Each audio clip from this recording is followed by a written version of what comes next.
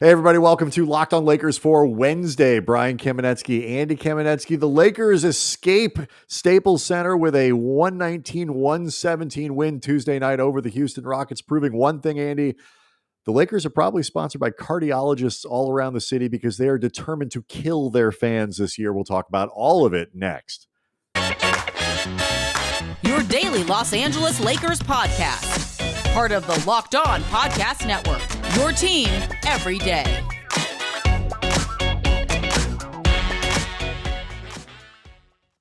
Want to let you know this episode of Locked On Lakers is brought to you by McDonald's, proudly serving communities since 1965. McDonald's has always been more than a place to get tasty, affordable food. It's an unofficial community center.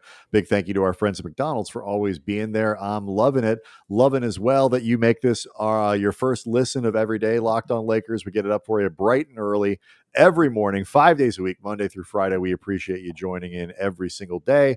Make it your first listen in the McDonald's drive-thru in the morning. There you go. Get some hash browns and some pancakes and one of them McMuffins. I'm loving that. Yeah. I have determined one thing. Andy, the Lakers are now 5-3. We got plenty to talk about with the big three tonight. All three, Anthony Davis, LeBron James, Russell Westbrook, excellent games.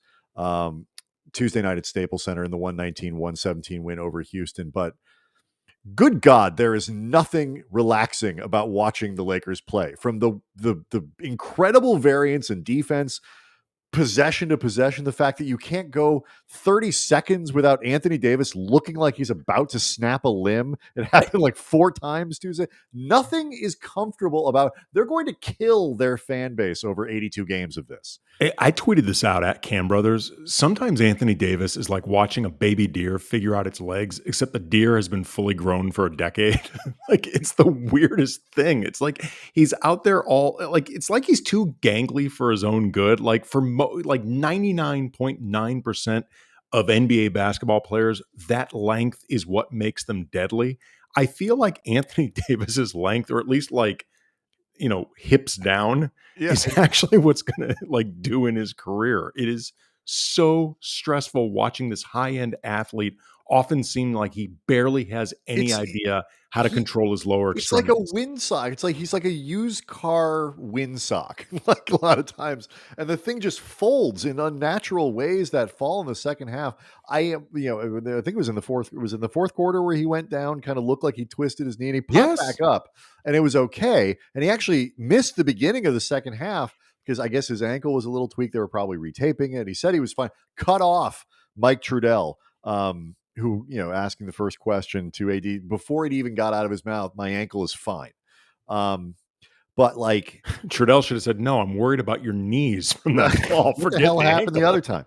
So, but the ankle was so 1 hour ago. On the one, and there were so many things about this team that are potentially thrilling at the same time because we saw it on Tuesday. Just go through some of these numbers. 27, 9 and 3 for Anthony Davis, 11 of 18 from the floor, 27, 9 and 7 from Westbrook against only 3 turnovers, only turned the ball over twice in the first game against Houston, 3 on Tuesday night. And then LeBron, 30 points, 10 assists, 4 rebounds, 2 steals. And it was a personal 10-0 run, I believe it was in the fourth. Yes, it was. To bring the Lakers back from what would have been just hold my beer kind of loss compared to the Wednesday game with Oklahoma City. That's what I figured what was going on, Brian, is that they were looking ahead to the Thunder. This big revenge game against OKC. It's hard to get geared up for, at the time 1-4 Houston, and you've got 1-5 OKC, in the horizon. Look, I know these guys have quote unquote championship DNA. There's a lot of rings on this roster, but at the same time, they're only human, and the Thunder are a big rival. So this is I can't blame them.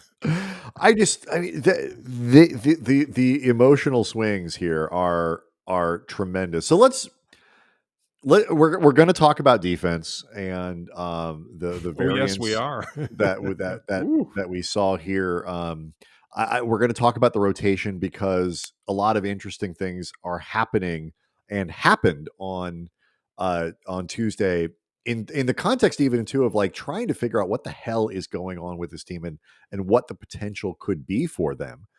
And some things, by the way, that we've noticed that actually are good progress. Good, like, Because it's not all bad. It's like, it's like but trying to if you are now 8 games in with the Lakers, 1/10 of the way through the season, and the schedule's going to get tougher a little bit, not gonna take long over the next week or, really 2 weeks, and especially, yeah, it's we going to just get said the tougher again. Thunder are coming, man. That's true. Um, like it's not all bad. There's plenty of good signs and encouraging signs. So let's start here. The, the Lakers had 3 stars, Andy, obviously, 4 if you count Austin Reeves. And this was the first game where all 3 of them were together, and you're like, oh, like, damn, like that is a ton of talent on the floor, and it is a problem. And I get it, it's Houston, but that's if they play like that against, like, that's a problem for everybody. Well, it's also too, I mean, you and I were talking about this, Brian, before the show. Like, it's one of those things where LeBron, AD, and Westbrook playing really well off each other may not paper over literally every single problem the Lakers are encountering now or may encounter down the road, but it's still a pretty nice paper to have It's a handy. hardy paper. It's a Yeah. hard stock. I mean, yeah, exactly. It's Like a this is thick. the good stuff you pay a little extra for at Kinko's, like when you want the paper to impress Mm, somebody. Like that's weighty. It's, there, what it is, Andy. It's the scene in American Psycho where Patrick Bateman's really feeling the paper on oh the yeah, business card. yeah, when they're all trading business cards, and Yeah, Patrick Bateman is jealous of the guy who just has the trump card of business cards, yeah. like the And one so that that's what it. everybody knows is the best. But that's the team is predicated. The success of the team is predicated on that. It's not predicated on, how good is Malik Monk going to be, or how good is Kendrick Nunn. Those things are important, but they, as we've talked about many times, and will continue to, those things are in service of the big 3. And it's how much can you raise the ceiling? How many whatever gaps there are? How much can those guys enhance what they're doing? And what I was impressed by, and I'm going to predicate this, literally everything I'm about to say, and probably you too, Andy, over the course of this show, just put on the offensive end in front of everything, like, because that's what we're talking about. Pretty much, like, everything was as you would almost want to draw it up. The Lakers come out, and it was like, let's make Anthony Davis a star tonight. And he was aggressive. They found him down low. He was taking advantage of matchups that he should take advantage of. And that was spectacular. Huge first quarter. You have LeBron showing the ability to get in the paint, take over games. And you have Westbrook continuing to look more comfortable constantly in the paint and not turning the ball over with pretty good shots. Like a couple I'd like to take back, but pretty good Look, that's shot the deal selection. with Westbrook. I mean, even Westbrook at his best, you're going to have to live with a few shots like that, the same way that you had to live with it with Kobe. Like Kobe at his absolute brilliant, like his most brilliant performances ever.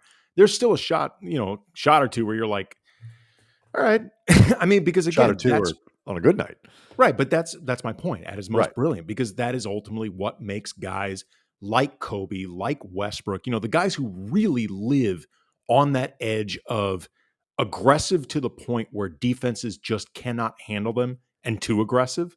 Like, these are the things that you live with when you're talking about guys who play at that level, like a Kobe, like a Westbrook, 2 guys who, were, I would say, kindred spirits, fair to say. Yeah. And so, when you break it down, Andy, offensively, and this isn't a matter of high end post play or, old fashioned Shaq style dump it down on the block. The Lakers took 48 shots at the rim, not near it, at it, and only 43, if I'm doing the math on the cleaning glass numbers correctly, 45, I should say, 45 shots anywhere else on the floor, and 48 at the rim. And that is in the half court. That's in transition. I thought their pace was outstanding, pushing off makes, pushing off misses. Well, it was a night And where you Westbrook. had Oh, I'm sorry. Go ahead. yeah, I was just going to say really quickly, it was a night where you had guys beyond Russ, LeBron, and AD who you expect to put that type of leverage on the rim. You had Bazemore driving to the rim. You had Malik Monk going to the rim. Austin Reeves got a great layup off a really, really smart cut. LeBron hit him with a no look. He was totally aware of where LeBron was at the top of the arc. Love too that he laid it up, didn't try to dunk it. Fundamentals. Well, I mean, he as much as people want we to know Austin Reeves can dunk, like he can. Well, as much as people want to make him the next Caruso, he ain't the next Caruso in that regard, man. Caruso is a legit dunker. I mean, DeAndre Jordan had, I assume all of his baskets were dunks because that's pretty much all he does. But this is a team that is built to put leverage and pressure on the rim. Like Right. even when their outside shots are falling, and that was not the case against Houston tonight. They are going to be at their best when they constantly keep you on your heels because they are just attacking and attacking and attacking at the rim. Yeah, and just for context to what Nady's talking about here, Carmelo Anthony, another good 3-point shooting night, 3 of 5 from 3-point range. LeBron made 2 of 4. Westbrook was 0 of 4. Bradley was 0 of 3. Davis was 0 of 3. Monk 0 for 1, and Reeves 0 for 2. So aside from LeBron and Carmelo Anthony, literally nobody else on the team made a 3-pointer. There was 6 of 25 from downtown. Let's talk about Russ because LeBron talked about Westbrook's comfort level after the game and used the old fit out term. Remember that with Kevin Love? How that was a big controversy at the time. It's not a controversy now, but it was designed to show Westbrook's feeling more comfortable. And I thought there were a couple things that we saw on Tuesday that are great signs of that. We'll talk about it next. Locked On Lakers brought to you by McDonald's, proudly serving communities since 1965. McDonald's has always been more than just a place to get tasty, affordable food. It's a place where family, friends come together to reconnect. It's a place where you always look forward to stopping to on a long road trip. You just rest your legs, you refuel. Win or lose, it's where the home team or the away team, they come to recharge and just celebrate sports. I remember, Brian, after Little League soccer games, our grandma, Nini, as we used to call her, would take us to McDonald's after every single game. You sit down with those cheeseburgers or a McChicken, you always get the fries. And whether you get the McNuggets or not, you get the sauces because the sauces make everything else that you'll be eating just that much better. It's always just pro tip: take them home, put them on other things. Oh yeah. Oh, Just absolutely. Like they got lax security. You can get it out the door. It's really not a problem. So head to your local. What I do with it after they give it to me is none of their damn business. That is true. You did purchase it. You're right. I mean, it comes. I paid for it. I don't have. There's no rule that says I must consume the sauce at the time. That is true. I want to make it clear. I am not in any way implying we're not that you stealing should sauce. I'm just saying if you like, you know what, I'm not feeling barbecue today. Just take it home, put it on something else. They're delicious. That's I all just I'm want to saying. make sure people understand. I'm not implying that you should reach over the counter. You never reach over the counter. No, do not do that. It's not okay pre-COVID. It's certainly not now. No, it's never okay. Right, So head to your local McDonald's, refuel, reconnect. Did somebody say Locked On Lakers watch party? Ba-da-da-ba-ba. Oh, I like the singing there. That was good. Thank you.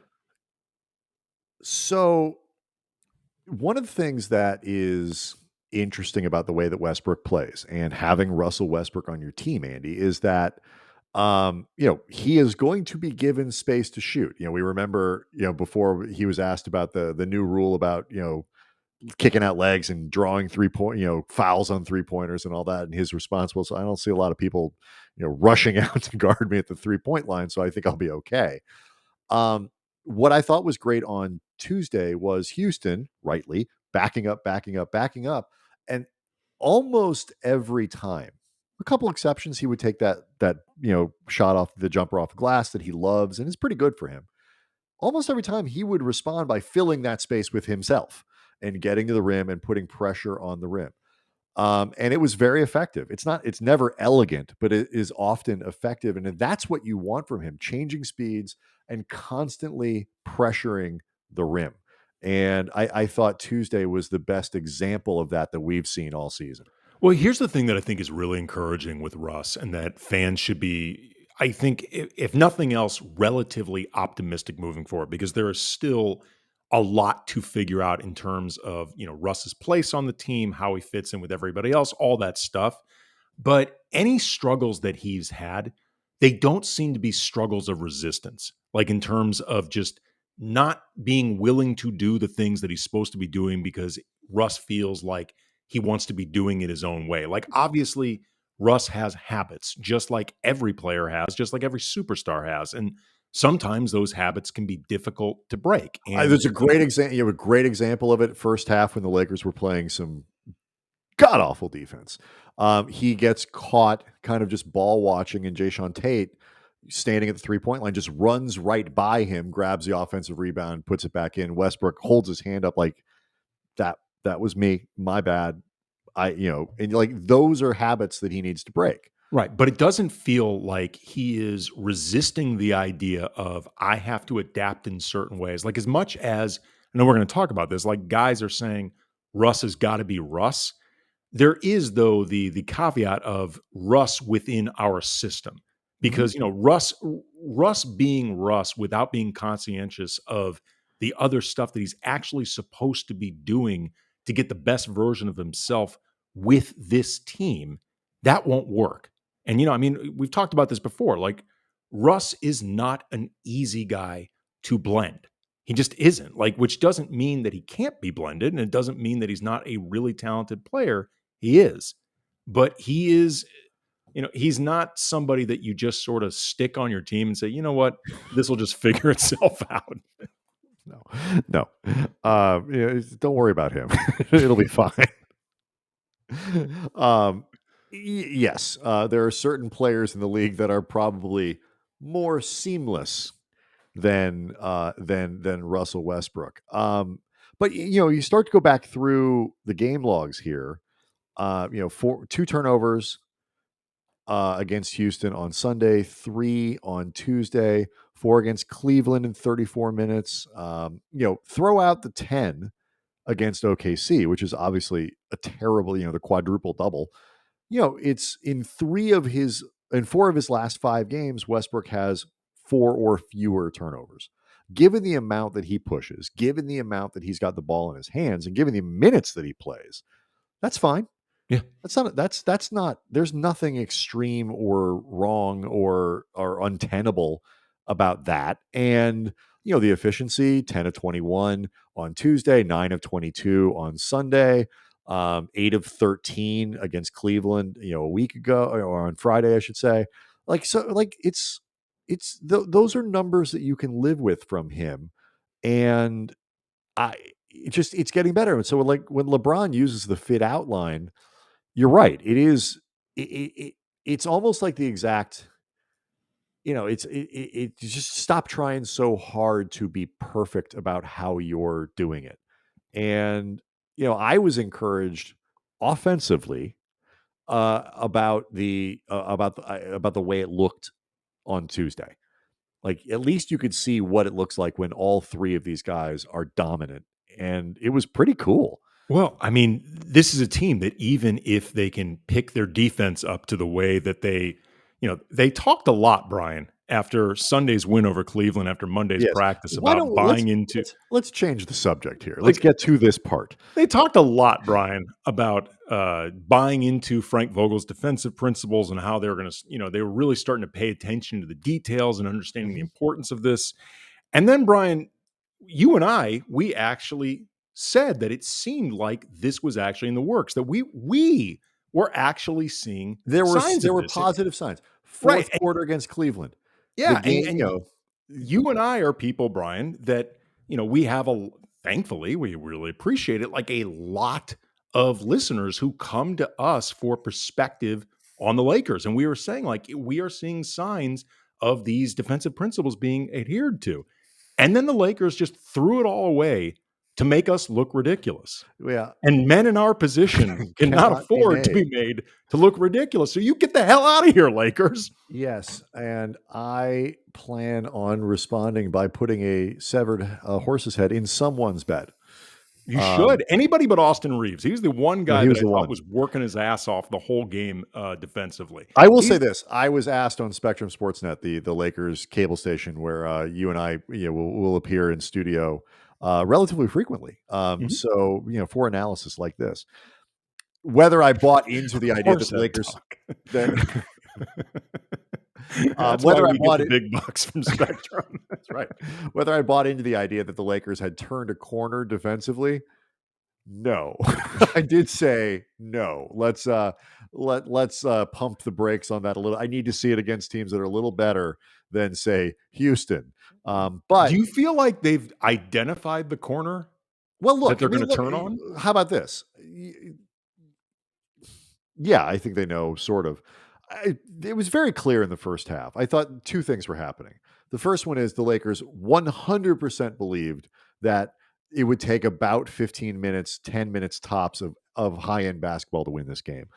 And it turned out they were somewhat Dude, correct. Stu Lance during the broadcast, and Stu is a Laker homer. He played for the team. He openly wants them to win, but he comes from the Chick Hearn School of Right, he does not Broadcasting, he which does is not lie to you. right. He does not just tell you what you want to hear. He said during the game when they were down 63-57 in the first half, the Lakers right now are showing such disinterest in this game. They really And then were. going into halftime, he said, "I would love to be in the locker room for this speech." And, there was that. I mean, there was clear disinterest going on, combined with, Again, looking ahead especially to the Thunder. especially compared to Sunday's version of this game. You know, Green, Jalen Green came out and he hadn't hit a 3-pointer in like a week and a half, like 2 weeks. I think it was over 12 coming into this game, over his last 12, was just dropping threes all over. The Lakers were surrendering the kinds of shots that you would want Houston to be taking. And to the Rockets' credit, they were making them at a far higher pace than they were the other night. They didn't turn the ball over early as much as they did the other night. The problem was, Andy, they were also giving up the kind of shots that you wouldn't want Houston to be taking. They were giving up all the shots, and Houston was making all of them. And Gave up a lot of drives to the basket. Yeah, with it was a no really resistance. shoddy defensive effort in the first half. Third quarter, they tightened it up. They only gave up 19 points. Fourth quarter wasn't terrible. It was misleading slightly in the point total just because of things like a miracle 3 from Green late. But I will say this, where the Lakers really dodged a bullet, Green hits the 3 to get them within 1 or 2 or whatever it was, off the timeout. Lakers had defended that play horribly out of the timeout.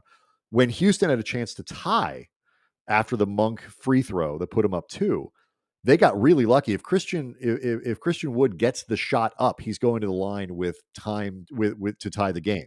Instead, they fouled before the shot went up, and that on the floor, and we saw what happened after that. I said So this after they were not airtight in the fourth quarter either. It was not No. it was not a good defensive performance. I said this after they blew the 26-point lead to the Thunder, and I will say this again tonight with regards to what we were talking about with the disinterest in the game. They are not good enough right now to put it in third gear against anybody. No, like they need the reps. They need the reps of Sure. doing it right every single time down the floor. But they're not talented enough to coast yet. They're just No. I don't care who they're playing. And we know this now because they've played the 2 worst teams in the league, and now they got the Thunder coming up, and that's a big game. I'm just saying, like they're just not good enough yet. They might be in a couple months, but they're not now. I just hope they're not too geeked up for the big Thunder game, and they come out overhyped.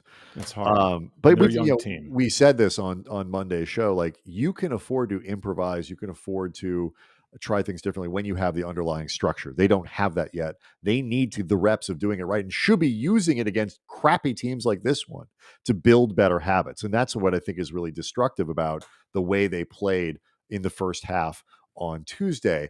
Let's talk about the rotation, though, because some interesting things are happening, even with the that they have in terms of depth that could have some staying power around Malik Monk, Austin Reeves, and stuff like that. We'll talk about it next. Locked On Lakers brought to you by Built Bar. I love Thanksgiving coming up, obviously, at the end of November. All the good food, the treats, you get everything. Turkey-flavored Built Bar. Let's do it. You know what? If they're listening right now, there's time to unveil that thing, or maybe it's a surprise. It's not in my copy, but that doesn't mean that it's not coming. Although Give me that mashed potato Built Bar. Yeah, I No, certainly no, hope is that's not where they're getting at? I certainly hope not. But you can offset all of the decadence with a treat that actually isn't just chock full of calories and sugar. That's Built Bars, the new holiday dessert. Feast on something delicious. Feel good about it. Like one slice of pie, for example, upwards of 300 calories. And that's on the low end. That's like if you skip the ice cream or the whipped cream or putting like a slice of pie on top of that pie. But most Built Bars, that's how Brian does it. That's right. Most Built Bars are only 130 calories, only 4 We call grams of that a sugar. double decker. Right, with all that protein, they're low calorie, they're low carb, they're high protein, low fat, and 100% chocolate. They're just covered in that 100% real chocolate. They're a great option if you're hungry. If Thanksgiving isn't soon enough, go for a Built Bar or two. Share them at the Thanksgiving dinner. It makes things less awkward, like that and wine. Like definitely wine makes Right. it less What are you awkward, but thankful also for? Built Built Bars? yeah, I am thankful for Built Bars, and there's going to be nothing like the Built Bar Black Friday. Mark your calendar. Black Friday is going to be a big event with all sorts of surprises. Go to built.com, use the promo code LOCKED15 to get 15% off your order. Again, promo code LOCKED15, 15% off at built.com. Locked on Lakers, also brought to you by betonline.ag. Back and better than ever, Andy. Basketball season, and it comes with a new web interface with more props, odds, and lines than ever before. BetOnline remains your number one spot for all the basketball and football action this season. So head on over to the new updated desktop or mobile website. Sign up today and receive your 50% off welcome bonus on your first deposit. Just use promo code LOCKED ON to receive that bonus. So from basketball, football, baseball, which just ended, NHL, boxing, UFC, right to your favorite casino games. I'm moving right through it. Don't wait to take advantage Ron of all the. Burgundy over here. Just go. We don't have to, that Built Bar read was long. Take advantage of all the amazing offers for 2021 season. Bet Online is the fastest and easiest way. You'll want to gamble on baseball again at some point. Don't worry about it. And it'll be there for you. Get ahead of the Just getting ahead of it. Right. 2022 odds. That's right. Shut up. BetOnline is the fastest and easiest way to bet on all your favorite sports. BetOnline, where the games start. So you made the point, Andy, on Twitter during the game as the Lakers were turning in this wretched defensive performance, that the one person who might be able to look at the film and not be completely ashamed of himself, at least in the first half, was Austin Reeves. And I agree with you. He does get shoved around a little bit. He is not physically as strong, even as some of the little baby rockets He out gets there. crushed on screens, man. Like He he does. just gets wiped out. And, part of what made LeBron's run in the fourth quarter and Westbrook's, like, physically, and this makes sense, the average age of the Houston Rockets is 14. Physically, the Lakers were just so much bigger and so much stronger. Like, they couldn't keep LeBron out of the paint or Westbrook out of the paint. Those guys are just too big and too strong. Watching Sengun try to stop AD in the post or something like that, it was just couldn't do it. He doesn't have the size and the physicality of it. Not unless he tripped him. Right. Like The exception, well, that was not, he didn't really trip him so much as he was just falling down from AD bullying him, and then AD turned his ankle stepping on Sengun, who is a pretty talented young player. But anyway, the exception to that is Austin Reeves, who isn't capable of physically bullying even the Rockets around. But if aside from that, fighting over screens, being in the right spot with the rotation, he took a couple charges during this game. Recovering where you're supposed to do, all of those things, he does exactly what he's supposed to do. That's going to earn him playing time, I think, even when guys get back in the rotation. And it seems, at least in the last couple games, like Malik Monk might be starting to press a little bit.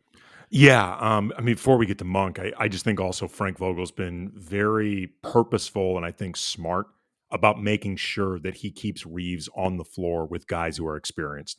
Like he likes to play him out there with LeBron. He likes to play him out there with Melo. Like he likes to put him out there with guys who I think can help guide him and, make sure that he's like Carmelo. And also make it so he doesn't have to do anything other than be in the right spot, make the correct rotation, make the correct pass, cut, like you mentioned that play before. Do those things that are fundamentals. They're not above and beyond, that require something that you might not be capable of quite yet from a skill standpoint. Yeah, I mean, I think they've done a really good job making sure that that inexperience is offset by some of the smarter guys that are on this team. Mhm. As far as Monk, man, like you and I were texting during the game, and I was like, Monk right now, because he's looking the last couple games really sped up when he's out there.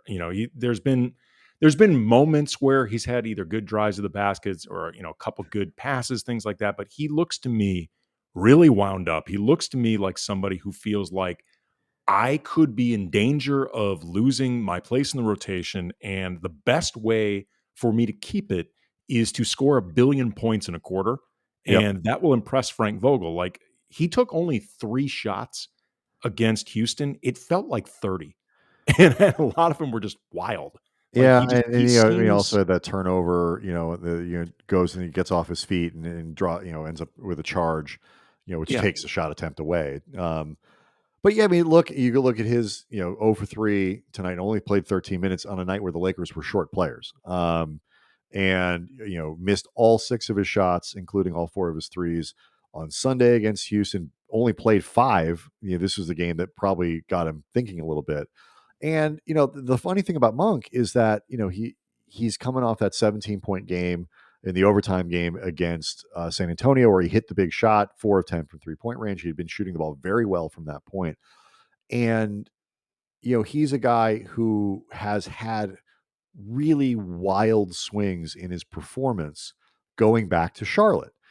And it's that inconsistency that's made it difficult for him to be, the type of guy that would not be available in any way, shape, or form under any circumstances on a minimum deal this early in his career.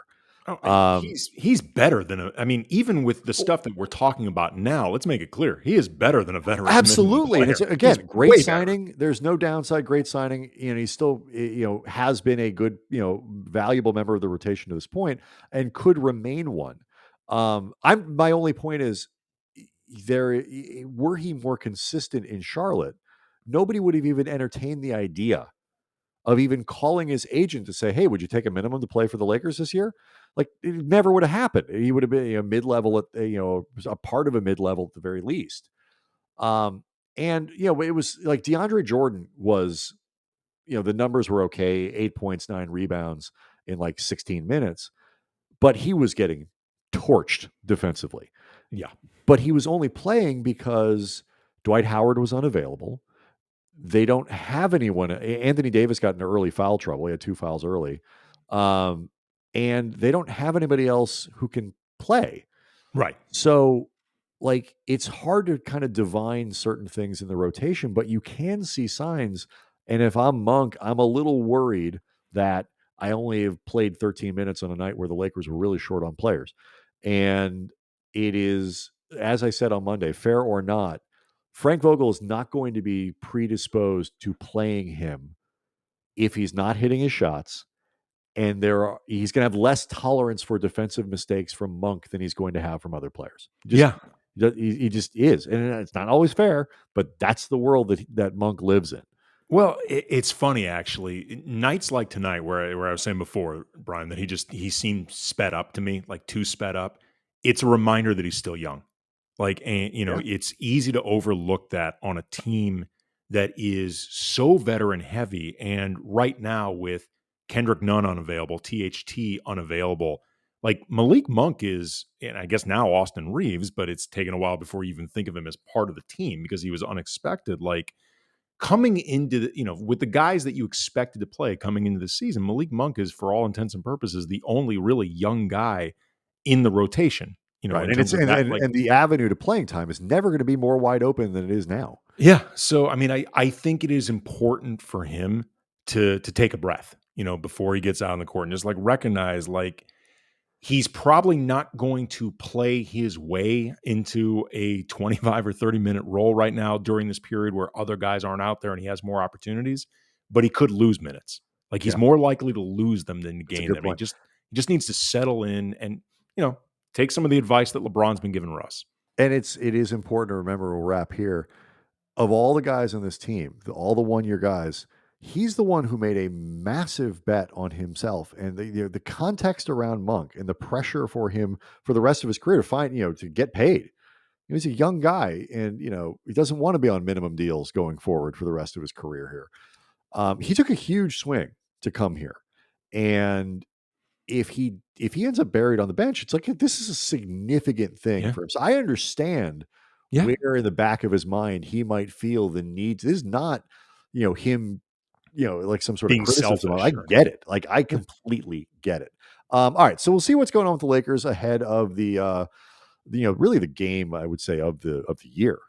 I mean, Yeah. they'll play Brooklyn on Christmas, but Yeah, Oklahoma City on Thursday. I'm sure they're putting this. It's a shame TNT. They're no longer doing the Thursday night NBA because this would have been a They showcase might game. bring it back. They might. Don't be surprised if the NFL preempts itself to try to carry that game. It's true. Even the NFL recognizes when they're up against something superior. So we'll regroup after hopefully a better result on Thursday. God help us all if they lose that again. And then an interesting game against Portland over the weekend as well. So plenty to coming up with Locked On Lakers. Make sure you subscribe to Locked On Lakers on YouTube and keep making us your first listen of every day. We'll see you guys on Thursday.